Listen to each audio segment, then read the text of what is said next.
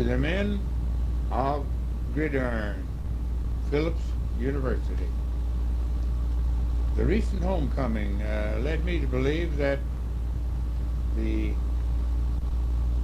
very beginning of the Gridiron Club left some misconceptions. Here is my version and the correct beginning. Three men who were preachers, namely Steve England, Norman Shelton, and Emery Cameron, asked me to meet with them at my rooming house. The meeting began very casually, with the three men taking turns and explaining to me the need for an organization to celebrate the championship football played at Phillips. Since I was neither a minister nor football player, I should be selected for the presidency of the newly found Gridiron Club. Let me say here that the idea of the club came from the aforementioned men and not from me. After they buttered me up, I reluctantly accepted the presidency.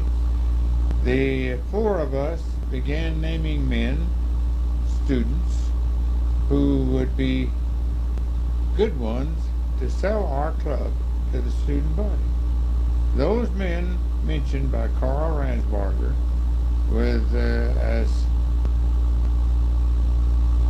small nucleus of officers were selected, and a banquet was held. Our purchase of the tickets was marked up enough to pay for the meals for the football players. Our first program mainly consisted of praise for the point-a-minute football team. Football was discontinued at Phillips 1933. Lack of funding was given for the reason Phillips discontinued a sport in which Phillips fielded champion teams. It has been my privilege to see the Gridiron operation since 1933 and the transition to a club which boasts many projects and activities for Phillips University. As I think of the men of the Gridiron and those men with the ideas to organize a club, I'm reminded of what the poet penned. Beautiful thoughts make beautiful words, for every word and deed lies in the thought that prompted it, as the flower lies in the seed. 1984 exemplifies this statement very much for carrying on the tradition. Your leaders are well selected. My praise goes to George Escamilla, Matt Nelson, and others whose names I do not recall. Your leaders are receiving training and experience so that they may have executive training in afterlife. My stay on the campus was made more pleasant by the fine treatment afforded me. Thanks all of your members for that fine, friendly spirit. We'll close with my toast that I gave at the breakfast Saturday morning. There's a friendship around you, Philip, that grasps you from the start.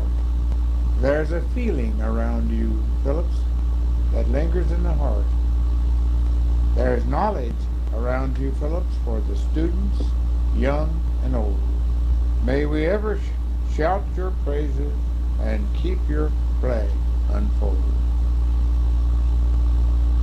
Now, I would like to say to George, your president, there was an organization on the campus when I was a student there.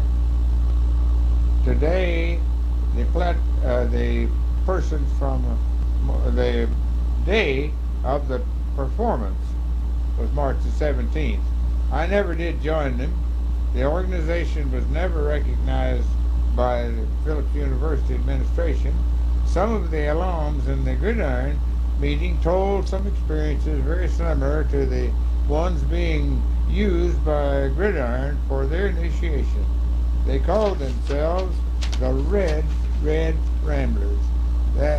Does that organization still exist? Thanks again for a fine group of men who definitely add so much to the campus and the student body. And George, let me thank you again for that fine citation that was given me on my appearance for the 1984 homecoming. I'm very happy to have received it from you and know that you had something to do with it, and the friendship for all of the boys sort of radiated from you, and you have a fine organization and one that I'm proud of. So I'm quite proud of all of the things that happened while I was there, and I think it will go down in history as one of your very fine meetings.